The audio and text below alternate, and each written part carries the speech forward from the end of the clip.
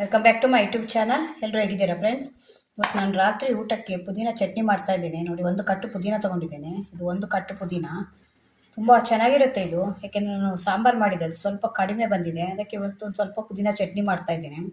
ಒಂದು ಕಟ್ಟು ಪುದೀನ ತೊಗೊಂಡಿದ್ದೇನೆ, ಮತ್ತು ಒಂದು ಈರುಳ್ಳಿ ತೊಗೊಂಡಿದ್ದೇನೆ, ಮತ್ತೊಂದು ಟೊಮೆಟೊ, ಮತ್ತೊಂದು ಸ್ವಲ್ಪ ಹುಳಿ ತೊಗೊಂಡಿದ್ದೇನೆ. ಇಷ್ಟೇ ಸಾಕು ನೋಡಿ, ಬರೀ ಇಷ್ಟು ಚಿಕ್ಕದೊಂದು ಪೀಸ್ ಹುಳಿ. ಯಾಕೆಂದರೆ ಇದು ಟೊಮೆಟೊ ಹುಳಿಗೆ ಹಾಕ್ತಾ ಇದ್ದೇವಲ್ಲ, ಅದರಿಂದ. ಮತ್ತೊಂದು 2 3 ಹಸಿಮೆಣಸಿನ್ಕಾಯಿ ತೊಗೊಂಡಿದ್ದೇನೆ, ಮತ್ತು 1 ಸ್ಪೂನಷ್ಟು ಉದ್ದಿನಬೇಳೆ, 1 ಸ್ಪೂನಷ್ಟು ಕಡಲೆಬೇಳೆ, ಮತ್ತೊಂದು ಅರ್ಧ ಸ್ಪೂನಷ್ಟು ಇದು ಕಡಲೆ ಬೀಜ, ಮತ್ತೊಂದು ಒಂದು ಚಿಕ್ಕ ಪೀಸು, ಒಂದು 1/4 ಕಪ್ಪಷ್ಟು ತೆಂಗಿನ ಇದು ಒಣ ಕೊಬ್ಬರಿ. ಇದು ನಿಮ್ಮ ಹತ್ರ ಹಸಿ ತೆಂಗಿನ ತುರಿ ಇದ್ದರೆ ಅದನ್ನು ಕೂಡ ತೊಗೊಳ್ಬೋದು, ಅದು ಕೂಡ ಚೆನ್ನಾಗಿರುತ್ತೆ. ಅದು ನನ್ನ ಹತ್ರ ಇಲ್ಲ. ಮತ್ತು ಇದು ಏನು ಅಂದರೆ, ನಿಮಗೆ ಹಸಿ ತೆಂಗಿನ ತುರಿ, ಹಸಿ ಒಣ ಕೊಬ್ಬರಿ ಹಾಕಿದರೆ ನಿಮಗೆ ಇದು ಒಂದು 2 3 ದಿನ ಇಡ್ಬೋದು ಈ ಚಟ್ನಿನ. ಹಸಿ ಕೊಬ್ಬರಿ ಹಾಕಿದರೆ, ನಿಮ್ಗೆ ಹಸಿ ತೆಂಗಿನಕಾಯಿ ಹಾಕಿದರೆ ನಿಮ್ಗೆ ಆಗಲೇ ಯೂಸ್ ಮಾಡಬೇಕಾಗುತ್ತೆ, ಮರು ದಿವಸಕ್ಕೆ ಬರಲ್ಲ, ಹಾಳಾಗುತ್ತೆ. ಯಾಕೆಂದರೆ ಇವಾಗ ಸಮ್ಮರ್ ಅಲ್ವಾ. ಇದು ಒಣ ಕೊಬ್ಬರಿ ಹಾಕಿದರೆ ನಿಮ್ಗೆ 2 3 ದಿನ ಇಡ್ಬೋದು, ಫ್ರಿಜ್ಜಲ್ಲಿ ಇಟ್ಕೊಳ್ಬೋದು. ಅದರಿಂದ ಒಣ ಕೊಬ್ಬರಿ ಹಾಕ್ತಾ ಇದ್ದೇನೆ ನಾನು. ಈಗ ರಾತ್ರಿಗಷ್ಟೇ ಮಾಡ್ತಾ ಇದ್ದೇನೆ. ಇದು ತುಂಬ ಚೆನ್ನಾಗಿರುತ್ತೆ, ಒಂದ್ಸಲ ಟ್ರೈ ಮಾಡಿ ನೋಡಿ. ನಿಮಗೆ ಸಾಂಬಾರು ಹುಳಿ ಏನಾದರೂ ಕಡಿಮೆ ಆಯಿತು ಅಂತ ಹೇಳುವಾಗ ಈ ರೀತಿ ಮಾಡ್ಕೊಳ್ಬೋದು. ಇದು ಚಪಾತಿಗೆ ಕೂಡ ಆಗುತ್ತೆ, ದೋಸೆಗೆ, ಎಲ್ಲದೂ ಕಾಂಬಿನೇಷನ್ ತುಂಬ ಚೆನ್ನಾಗಿರುತ್ತೆ. ಇವಾಗ ಮೊದಲು ಇದನ್ನೆಲ್ಲ ತೊಳೆದು ಕ್ಲೀನ್ ಮಾಡಿ ಇಟ್ಕೊಂಡಿದ್ದೇನೆ. ಇದನ್ನು ಕಟ್ ಮಾಡಿ ಆಮೇಲೆ ತೋರಿಸ್ತೀನಿ ನಿಮ್ಗೆ ಹೇಗೆ ಮಾಡೋದು ಅಂತ. ಇವಾಗ ಇದಕ್ಕೆ 1 ಸ್ಪೂನ್ ಎಣ್ಣೆ ಇಟ್ಟು ಕಡಲೆಬೇಳೆ ಹಾಕಿದ್ದೇನೆ. ಕಡಲೆಬೇಳೆ ಸ್ವಲ್ಪ ಫ್ರೈ ಆಗಬೇಕು. ಕಡಲೆಬೇಳೆ ಸ್ವಲ್ಪ ಫ್ರೈ ಆದಮೇಲೆ ನಾವು ಉದ್ದಿನಬೇಳೆ ಹಾಕ್ಕೊಳ್ಬೇಕು. ಇವಾಗ ನಿಮಗೆ ಬೇಕಿದ್ರೆ ಬೆಳ್ಳುಳ್ಳಿ ಕೂಡ ಹಾಕ್ಕೊಳ್ಬೋದು ಇದರ ಜೊತೆಲಿ. ನಾನು ಬೆಳ್ಳುಳ್ಳಿ ಯೂಸ್ ಮಾಡ್ತಾ ಇಲ್ಲ. ಅದೇ ನೀವು ಬೆಳ್ಳುಳ್ಳಿ ಯೂಸ್ ಮಾಡೋರು ಇದಕ್ಕೊಂದು 7 ಇಂದ 8 ಎಸಳು ಬೆಳ್ಳುಳ್ಳಿ ಕೂಡ ಹಾಕ್ಕೊಳ್ಬೋದು, ಅದು ಕೂಡ ಚೆನ್ನಾಗಿರುತ್ತೆ. ಅದೇ ಒಗ್ಗರಣೆಗೆ ಕೂಡ ಹಾಕ್ಕೊಳ್ಬೋದು. ಇದೊಂದು 2 ನಿಮಿಷ ಫ್ರೈ ಆಗಬೇಕು. ಯಾಕೆಂದರೆ ಕಡಲೆಬೇಳೆ ಆದ್ದರಿಂದ ಸ್ವಲ್ಪ ಟೈಮ್ ತಗೊಳುತ್ತೆ ಇದು ಫ್ರೈ ಆಗಲಿಕ್ಕೆ. ಇದೊಂದು ಸ್ವಲ್ಪ ಫ್ರೈ ಆಗಿ 2 ನಿಮಿಷ ಫ್ರೈ ಆಗಬೇಕು. ಇವಾಗ ನೋಡಿ, ಉದ್ದಿನಬೇಳೆ ಕೂಡ ಹಾಕ್ತಾ ಇದ್ದೇನೆ. ಒಂದೇ ಸಲ ಕೂಡ ಹಾಕ್ಕೊಳ್ಬೇಕು, ಅದೇ ಹಾಕ್ಕೊಳ್ಬೋದು, ಆದರೆ ಚೆನ್ನಾಗಿ ಫ್ರೈ ಆಗಲ್ಲ ಅದು. ಒಂದೊಂದು ನಿಮಿಷ ಗ್ಯಾಪ್ ಕೊಟ್ಟು ಹಾಕಿದ್ರೆ ನಿಮಗೆ ಕರೆಕ್ಟಾಗಿ ಎಲ್ಲ ಕೂಡ ಫ್ರೈ ಆಗುತ್ತೆ. ಇದು ತುಂಬ ಒಳ್ಳೆಯದು ಆರೋಗ್ಯಕ್ಕೆ ಪುದೀನ, ಯಾಕೆಂದರೆ ವಿಟಮಿನ್ ಸಿ ತುಂಬ ಇರುತ್ತೆ ಅದಕ್ಕೆ ಅದರಲ್ಲಿ. ಮತ್ತು ಡೈಜೆಷನ್ ಕೂಡ ತುಂಬ ಒಳ್ಳೆಯದು. ಫೈಬರ್ ಜಾಸ್ತಿ ಇರುತ್ತೆ ಪುದೀನ ಸೊಪ್ಪಲ್ಲಿ. ಅದರಿಂದ ಆದಷ್ಟು ನಾವು ಮನೇಲಿ ಯೂಸ್ ಮಾಡಬೇಕು. ಸಮ್ಮರ್ ಟೈಮಲ್ಲೆಲ್ಲ ನಮಗೆ ಡೈಜೆಷನ್ ಎಲ್ಲ ಸರಿ ಆಗಲ್ಲ, ಯಾಕೆಂದರೆ ತುಂಬ ಸಿಕೆ ಜಾಸ್ತಿ ಇರುತ್ತಲ್ವ, ತಿಂದದ ಆಹಾರ ಸರಿಯಾಗಿ ಜೀರ್ಣ ಆಗಲ್ಲ. ಆ ಟೈಮಲ್ಲೆಲ್ಲ ನಾವು ಇದನ್ನೆಲ್ಲ ಯೂಸ್ ಮಾಡಿದರೆ ತುಂಬ ಹೆಲ್ಪ್ ಆಗುತ್ತೆ. ಮಕ್ಕಳಿಗೆ ಕೂಡ ಆದಷ್ಟು ಕೊಡಬೇಕು ಪುದೀನ ಸೊಪ್ಪು, ಯಾಕೆಂದರೆ ಅದರಲ್ಲಿ ವಿಟಮಿನ್ ಸಿ, ವಿಟಮಿನ್ ಎ ಎಲ್ಲ ತುಂಬ ಜಾಸ್ತಿ ಇರುತ್ತೆ ಅದು. ಇವಾಗ ಇದು ಕಡಲೆ ಬೀಜ ಇದೆಯಲ್ಲ, ಅದನ್ನು ಕೂಡ ಹಾಕ್ಕೊಳ್ತಾ ಇದ್ದೀನಿ.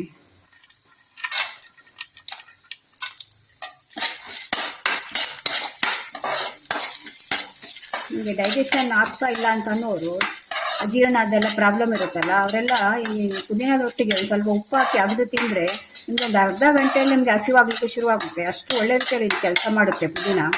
ಅದರಿಂದ ಆದಷ್ಟು ಪುದೀನ ಜಾಸ್ತಿ ಯೂಸ್ ಮಾಡಿ. ಇದೊಂದು ಸ್ವಲ್ಪ ಕಲರ್ ಚೇಂಜ್ ಆಗುತ್ತೆ, ಕಡಲೆ ಬೀಜ ಹಾಕಿದ್ದೇವಲ್ಲ, ಅದೊಂದು ಸ್ವಲ್ಪ ಫ್ರೈ ಆಗಬೇಕು. ಅಲ್ಲಿವರೆಗೂ ನೀವು ಫ್ರೈ ಮಾಡ್ಕೊಳ್ಬೇಕು ಅದು. ಯಾಕೆಂದರೆ ಸೊಪ್ಪೆಲ್ಲ ಜಾಸ್ತಿ ಫ್ರೈ ಆಗಲಿಕ್ಕೆ ಟೈಮ್ ತಗೊಳ್ಳಲ್ಲ. ನೀವು ಹಾಕಿದ್ದು 10 ಸೆಕೆಂಡಲ್ಲೇ ಅದು ಬಾಡಿ ಹೋಗುತ್ತೆ. ಇದೇ ಎಲ್ಲ ಸ್ವಲ್ಪ ಟೈಮ್ ತಗೊಳುತ್ತೆ ಫ್ರೈ ಆಗಲಿಕ್ಕೆ. ಇವಾಗ ನಾನು ಹಸಿಮೆಣಸಿನ್ಕಾಯಿ ಮತ್ತು ಹುಣಸೆಹಣ್ಣು ತೊಗೊಂಡಿದ್ದೇನಲ್ಲ, ಅದನ್ನು ಕೂಡ ಹಾಕ್ತಾ ಇದ್ದೇನೆ. ಇದು ಅನ್ನದ ಜೊತೆಯಲ್ಲಿ ತುಂಬ ಚೆನ್ನಾಗಿರುತ್ತೆ, ಒಂದ್ಸಲ ಟ್ರೈ ಮಾಡಿ ನೋಡಿ. ಮತ್ತು ಚಪಾತಿಗೆ ಕೂಡ ಅಷ್ಟೇ. ನೀವು ಟ್ರಾವೆಲ್ ಎಲ್ಲ ಮಾಡ್ತೀರಲ್ಲ, ಟ್ರಾವೆಲ್ ಮಾಡುವಾಗ ಏನಾದರೂ ಮಾಡಿಕೊಂಡು ಚಪಾತಿ ಎಲ್ಲ ಮಾಡ್ಕೊಂಡು ಹೋದಾಗ ಸೈಡ್ ಡಿಶ್ ಬೇಕಾಗುತ್ತೆ, ಹಾಳಾಗುತ್ತೆ ಅನ್ನೋರು ಬೇರೆ ಎಲ್ಲ ಆ ಟೈಮಲ್ಲಿ ಇದನ್ನು ಮಾಡ್ಕೊಂಡು ಹೋಗ್ಬೋದು. ಇದು 2 ದಿನ ಆದರೂ ನಿಮಗೆ ಟ್ರೈನಲ್ಲೆಲ್ಲ ಟ್ರಾವೆಲ್ ಮಾಡುವಾಗ ಹಾಳಾಗಲ್ಲ ಇದು. ಆದರೆ ನೀವೇನು ಅಂದರೆ ನೀರು ಮುಟ್ಟಿಸ್ಕೊಳ್ಬಾರ್ದು, ಹಾಗೆ ರುಬ್ಕೊಳ್ಬೇಕಾಗುತ್ತೆ. ಸೊಪ್ಪಲ್ಲಿ ಎಷ್ಟು ಇದೆ ನಿಮಗೆ ಅದರಲ್ಲೇ ರುಬ್ಕೊಳ್ಬೇಕು. ಇಲ್ಲಾಂದರೆ ನೀವು ಒಂದ್ಸಲ ಫ್ರೈ ಮಾಡ್ಕೊಳ್ಬೇಕು. ಅದನ್ನು ರುಬ್ಬಿದ್ದನ್ನು ಫ್ರೈ ಮಾಡಿದರೆ ನಿಮ್ಗೆ 2 ರಿಂದ 3 ದಿವಸದವರೆಗೂ ಟ್ರಾವೆಲ್ ಮಾಡುವಾಗ ಹಾಳಾಗಲ್ಲ, ತಗೊಂಡೋಗ್ಬೋದು. ನೋಡಿ, ಇದು ಫ್ರೈ ಆಯಿತು. ಇವಾಗ ಟೊಮೆಟೊ ಮತ್ತು ನೀರುಳ್ಳಿ ಕಟ್ ಮಾಡಿ ಇಟ್ಕೊಂಡಿದ್ದೇನೆ, ಅದನ್ನು ಕೂಡ ಹಾಕ್ತಾ ಇದ್ದೇನೆ.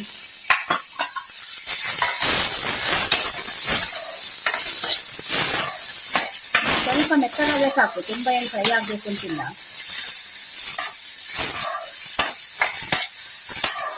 ಸ್ವಲ್ಪ ಮೆತ್ತಗಾದ ಕೂಡಲೇ ಸೊಪ್ಪಿದೆ ಅಲ್ಲ, ಸೊಪ್ಪನ್ನು ಹಾಕಿದ್ರೆ ಆಯಿತು. ನಿಮಗೆ ದೋಸೆಗೆ ಕೂಡ ಚೆನ್ನಾಗಿರುತ್ತೆ ಇದು.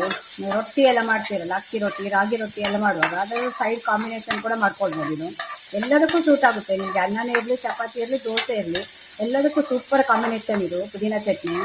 ಒಂದ್ಸಲ ಮನೆಯಲ್ಲಿ ಟ್ರೈ ಮಾಡಿ ನೋಡಿ. ತುಂಬ ಈಸಿಯಾಗಿ ಮಾಡ್ಕೊಳ್ಬೋದು. ಮನೇಲಿ ಯಾರಾದ್ರೂ ನೆಂಟರು ಬಂದರು ಅಂತ ಇಟ್ಕೊಳ್ಳಿ, ಅವಾಗ ಏನೂ ಇಲ್ಲ ಮನೇಲಿ ಮಾಡಲಿಕ್ಕೆ ಏನಿದೆ ಅಂತ ಹೇಳುವಾಗ ಪುದೀನ ಇದ್ದರೆ ಈಸಿಯಾಗಿ ಮಾಡ್ಕೊಳ್ಬೋದು ಮನೇಲಿ. ನೋಡಿ, ಇದು ಆಯಿತು. ಸ್ವಲ್ಪ ಒಂದು 5 ನಿಮಿಷ ಫ್ರೈ ಆದರೆ ಸಾಕಿದು. ನೋಡಿ, ಸೊಪ್ಪು ಹಾಕ್ತಾ ಇದ್ದೇನೆ.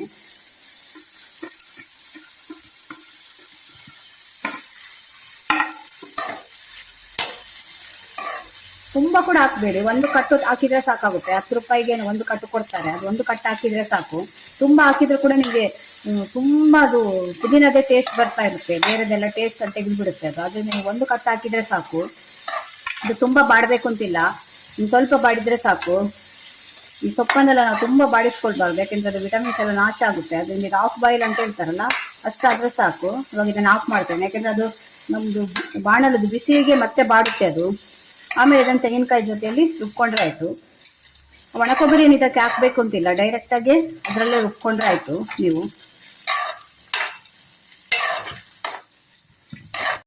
ಒಣ ಕೊಬ್ಬರಿ ತಗೊಂಡಿದ್ದೇನಲ್ಲ, ಅದನ್ನು ಮೊದಲು ನಾವು ಸ್ವಲ್ಪ ಪುಡಿ ಮಾಡ್ಕೊಳ್ಬೇಕು. ಯಾಕೆಂದರೆ ಇದ್ರ ಜೊತೆಯಲ್ಲಿ ಹಾಕಿದರೆ ಅದು ಸರಿಯಾಗಿ ಪುಡಿ ಆಗಲ್ಲ. ಅದರಿಂದ ನಾವು ಮೊದಲು ಇದನ್ನು ಪುಡಿ ಮಾಡಿಕೊಂಡು ಹಾಕ್ಬೋದು. ಇದು ಆಮೇಲೆ ಇದನ್ನು ಹಾಕಬೇಕು. ನೀವು ಹಸಿ ತೆಂಗಿನಕಾಯಿ ತಗೊಂಡ್ರೆ ಅದರೊಟ್ಟಿಗೆ ರುಬ್ಕೊಳ್ಬೋದು, ಏನೂ ಆಗಲ್ಲ. ಇವಾಗ ಇದನ್ನೆಲ್ಲ ಒಂದ್ಸಲ ಮಿಕ್ಸಿಯಲ್ಲಿ ಹಾಕೊಂಡು ಬರ್ತೇನೆ. ಇವಾಗ ನೋಡಿ, ಒಂದ್ಸಲ ಮಿಕ್ಸಿಯಲ್ಲಿ ಹಾಕ್ಕೊಂಡಿದ್ದೇನೆ. ಹಾಕೊಂಡು ಆದಮೇಲೆ ಇದಕ್ಕೊಂದು ಅರ್ಧದಿಂದ 3/4 ಸ್ಪೂನ್ ಉಪ್ಪು ಹಾಕಿ, ಹಾಗೆ ಮತ್ತೆ ಉಪ್ಪು ಹಾಕಿ ಮತ್ತೆ ರುಬ್ಕೊಳ್ಬೇಕು. ಇವಾಗ ಇದಕ್ಕೆ ಒಗ್ಗರಣೆ ಮಾಡಲಿಕ್ಕೆ ಸ್ವಲ್ಪ ಎಣ್ಣೆ ಇಡ್ತಾ ಇದ್ದೇನೆ. 1 ರಿಂದ 1.5 ಸ್ಪೂನ್ ಅಷ್ಟು ಬೇಕಾಗುತ್ತೆ. ಇದನ್ನು ಡೈರೆಕ್ಟಾಗಿ ನಿಮಗೆ ಒಗ್ಗರಣೆ ಮಾಡ್ಕೊಳ್ಬೋದು. ಹಾಗೆ ನೋಡಿ, ಇದು ಮಿಕ್ಸಿಯಲ್ಲಿ ಹಾಕಿ ರುಬ್ಕೊಂಡಿದ್ದೇನೆ. ಇದನ್ನೊಂದು ಬೌಲ್ಗೆ ಶಿಫ್ಟ್ ಮಾಡಿ ಇದಕ್ಕೆ ನೀವು ಒಗ್ಗರಣೆ ಹಾಕ್ಕೊಳ್ಬೋದು. ಆದರೆ ಈ ರೀತಿ ನೀವು ಒಗ್ಗರಣೆ ಮಾಡೋದ್ರಿಂದ ಇದು ನಿಮಗೆ 2-3 ದಿನ ಸ್ಟೋರ್ ಮಾಡಿ ಇಟ್ಕೊಳ್ಬೋದು. ಅದರಿಂದ ಈ ರೀತಿ ತೋರಿಸ್ತಾ ಇದ್ದೇನೆ ನಿಮಗೆ. ಇಲ್ಲಾಂದರೆ ನಾನು ಡೈರೆಕ್ಟ್ ಇದಕ್ಕೆ ಒಗ್ಗರಣೆ ಹಾಕ್ತೇನೆ. ಇದು ನೀವೆಲ್ಲರೂ ಟ್ರಾವೆಲ್ ಎಲ್ಲ ಮಾಡ್ತೀರಿ ಅಂದರೆ, ಮಾಡಿ ತಗೊಂಡೋಗ್ಬೇಕು ಅಂದರೆ ಈ ರೀತಿ ಮಾಡಿ ತಗೊಂಡೋಗಿ, ಆಗ ಹಾಳಾಗಲ್ಲ. ಯಾಕೆಂದರೆ ಇದರಲ್ಲಿ ನೀರಿನಂಶ ಇದ್ದರೆ ಕೂಡ ಅದು ಹಾಳಾಗಲ್ಲ. ಅದರಿಂದ ಈ ರೀತಿ ಒಗ್ಗರಣೆ ಮಾಡ್ಕೊಳ್ಬೇಕು. ಇದಕ್ಕೆ ಒಂದು ಎಣ್ಣೆ ಇಟ್ಟು ಕಾದ್ಮೇಲೆ 1 ಸ್ಪೂನಷ್ಟು ಸಾಸಿವೆ ಹಾಕ್ತಾ ಇದ್ದೇನೆ. ಮತ್ತೊಂದು ಅರ್ಧ ಸ್ಪೂನಷ್ಟು ಜೀರಿಗೆ ಬೇಡದವರು ಅವಾಯ್ಡ್ ಮಾಡ್ಕೊಳ್ಳಿ. ಮತ್ತೊಂದು ಅರ್ಧ ಸ್ಪೂನಷ್ಟು ಉದ್ದಿನಬೇಳೆ, ಮತ್ತೊಂದು ಸ್ವಲ್ಪ ಕರಿಬೇವು. ಇದು ನಮ್ಮ ಗಿಡದಲ್ಲಿ ಆದ ಫ್ರೆಶ್ ಕರಿಬೇವು. ಇದು ನೋಡಿ ಹೇಗಿದೆ ಅಂತ. ಆದಷ್ಟು ಕರಿಬೇವನ್ನು ಯೂಸ್ ಮಾಡಿ. ವಿಟಮಿನ್ ಎ ತುಂಬ ಇರುತ್ತೆ. ಇದು ಕಣ್ಣಿಗೆ, ಕೂದಲಿಗೆಲ್ಲ ತುಂಬ ಒಳ್ಳೆಯದಿದು. ಇದೊಂದು ಸ್ವಲ್ಪ ಫ್ರೈ ಆಗಬೇಕು. ಅದಕ್ಕೆ ಬೇಕಾದರೆ ನೀವು ಕೆಂಪು ಮೆಣಸಿನ್ಕಾಯಿ, ಒಣ ಮೆಣಸಿನ್ಕಾಯಿ ಬರುತ್ತಲ್ಲ, ಅದನ್ನು ಕೂಡ ಹಾಕ್ಕೊಳ್ಬೋದು. ನಾನು ಇಷ್ಟೇ ಹಾಕೋದು. ಇವಾಗ ಇದು ಒಗ್ಗರಣೆ ಆದಮೇಲೆ ಇವಾಗ ರುಬ್ಕೊಂಡಿದ್ದೀವಲ್ಲ, ಡೈರೆಕ್ಟ್ ಅದಕ್ಕೆ ಹಾಕಿ 1-2 ನಿಮಿಷ ಫ್ರೈ ಮಾಡಬೇಕು. ನಾನು ತುಂಬ ಸಣ್ಣ ಫ್ರೈ ರುಬ್ಕೊಳ್ಬಾರ್ದು. ನೋಡಿ, ಹೀಗೆ ಸ್ವಲ್ಪ ತರಿಯಾಗಿ ಇರಬೇಕಿದು. ನೋಡಿ, ಈಗ ಒಗ್ಗರಣೆ ಆಗಿದೆ. ಇವಾಗ ನಾನು ರುಬ್ಕೊಂಡಿದ್ದೇನಲ್ಲ, ನಾನು ಅದಕ್ಕೆ ಹಾಕ್ತಾ ಇದ್ದೇನೆ. ಇದು ಸಮ್ಮರ್ ಆದ್ರಿಂದ ನಿಮಗೆ ಆಹಾರ ಪದಾರ್ಥ ಎಲ್ಲ ಬೇಗ ಹಾಳಾಗುತ್ತೆ. ಅದರಿಂದ ಈ ರೀತಿ ಮಾಡಿಕೊಂಡ್ರೆ ನಿಮಗೇನೂ ಆಗಲ್ಲ. ನೋಡಿ, ಇದರಲ್ಲೇ ಫ್ರೈ ಆಗುತ್ತಲ್ಲ, ನೀರಿನ ಅಂಶ ಏನಾದರೂ ಇದ್ದರೆ ನಿಮಗೆ ಅದು ಫ್ರೈ ಆಗಿ ಹೋಗುತ್ತೆ. ಅದರಿಂದ ನಿಮ್ಗೆ 2-3 ದಿನದನ್ನು ಸ್ಟೋರ್ ಮಾಡಿ ಇಟ್ಕೊಳ್ಬೋದು. 2 ನಿಮಿಷ ಫ್ರೈ ಆಯಿತು. 2 ನಿಮಿಷ ಫ್ರೈ ಆದಾಗ ಇದರಲ್ಲಿ ನೀರದ್ದೇನಾದರೂ ಪಸೆ ಇದ್ದರೆ ಇದೆಲ್ಲ ಹೋಗುತ್ತೆ, ಆವಿಯಾಗಿ ಹೋಗುತ್ತೆ. ಅವಾಗ ನೀವು ಸ್ಟೋರ್ ಮಾಡಿ ಇಟ್ಕೊಳ್ಳೋದು, ಹಾಳಾಗಲ್ಲ. ಒಂದ್ಸಲ ಈ ರೀತಿ ಟ್ರೈ ಮಾಡಿ ನೋಡಿ ಪುದೀನ ಚಟ್ನಿನ. ತುಂಬ ಚೆನ್ನಾಗಿರುತ್ತೆ ಇದು. ಅನ್ನದ ಜೊತೆ ಸ್ವಲ್ಪ ತುಪ್ಪ ಹಾಕೊಂಡು ತಿಂತಾ ಇದ್ರೆ ನಿಮಗೆ ಬೇರೆ ಯಾವುದು ಸಾಂಬಾರು ಹೋಳಿಗೆ ಬೇಕು ಅಂತ ಅನ್ಸಲ್ಲ, ಅಷ್ಟು ರುಚಿಯಾಗಿರುತ್ತೆ. ಮಕ್ಕಳಿಗೆ ಕೂಡ ಮಾಡಿಕೊಡಿ. ಮಕ್ಕಳಿಗೆ ಇಂಥ ಆಹಾರ ಎಲ್ಲ ಗೊತ್ತೇ ಇರಲ್ಲ, ಇವಾಗೆಲ್ಲ ತಿನ್ನೋದೇ ಇಲ್ಲ ಅವರು ಇಂಥದ್ದೆಲ್ಲ. ಇವಾಗ ಆಲ್ಮೋಸ್ಟ್ ಆಯಿತು. ಒಂದು 2 ರಿಂದ 3 ಅಥವಾ ಒಂದು ಜಾಸ್ತಿ ಅಂದರೆ 4 ನಿಮಿಷ ಫ್ರೈ ಮಾಡಿ ಸಾಕು. ಅಷ್ಟರಲ್ಲಿ ನಿಮಗೆ ಅದು ಫ್ರೈ ಆಗುತ್ತೆ. ಇಲ್ಲದ್ರೆ ನೀವು ಡೈರೆಕ್ಟ್ ಒಗ್ಗರಣೆ ಹಾಕ್ಕೊಳ್ಬೋದು. ಇದು ಯಾಕೆ ನಿಮಗೆ ತೋರಿಸ್ತಾ ಇದ್ದೇನೆ ಅಂದರೆ, ನೀವೆಲ್ಲಾದರೂ ಟ್ರಾವೆಲ್ ಮಾಡುವಾಗ ಸ್ಟೋರ್ ಮಾಡಿ ಇಟ್ಕೊಂಡು ತಗೊಂಡು ಹೋಗ್ತೀರಿ ಅಂದರೆ ಈ ರೀತಿ ಮಾಡ್ಕೊಳ್ಳಿ. ಅವಾಗ ಹಾಳಾಗಲ್ಲ ನಿಮಗೆ. 2 ರಿಂದ 3 ದಿವಸ ಆದರೂ ಹಾಳಾಗಲ್ಲ ಇದು. ಆಲ್ಮೋಸ್ಟ್ ಆಯ್ತು ಇದು. ನಿಮಗೆ ಜಾಸ್ತಿ ಬೇಕಂದ್ರೆ ಇನ್ನೂ ಸ್ವಲ್ಪ ಜಾಸ್ತಿ ಫ್ರೈ ಮಾಡ್ಕೊಳ್ಬೋದು. ಒಂದು 5 ರಿಂದ 6 ನಿಮಿಷ ಮಾಡ್ಕೊಳ್ಬೋದು. ನೋಡಿ ಫ್ರೆಂಡ್ಸ್, ಆರೋಗ್ಯಕರವಾದ ಪುದೀನ ಚಟ್ನಿ ರೆಡಿ ಆಗಿದೆ. ಈ ಸಮ್ಮರ್ಗಂತೂ ಸೂಪರ್, ಹೇಳಿ ಮಾಡಿಸಿದಾಗೆ ಇರುತ್ತೆ. ಯಾಕೆಂದರೆ ನಮಗೆ ಊಟ ಮಾಡಬೇಕು ಅಂತ ಅನ್ಸಲ್ಲ ಇವಾಗೆಲ್ಲ. ಯಾಕೆಂದರೆ ನೀರು ಕುಡಿದೇ ಹೊಟ್ಟೆ ತುಂಬುತ್ತೆ. ಆ ಟೈಮಲ್ಲೆಲ್ಲ ಇದು ಬಾಯಿಗೆ ತುಂಬ ರುಚಿಯಾಗುತ್ತೆ. ದೇಹಕ್ಕೆ ಕೂಡ ಒಳ್ಳೆಯದು, ಬಾಯಿಗೆ ಕೂಡ ಒಳ್ಳೆಯದು.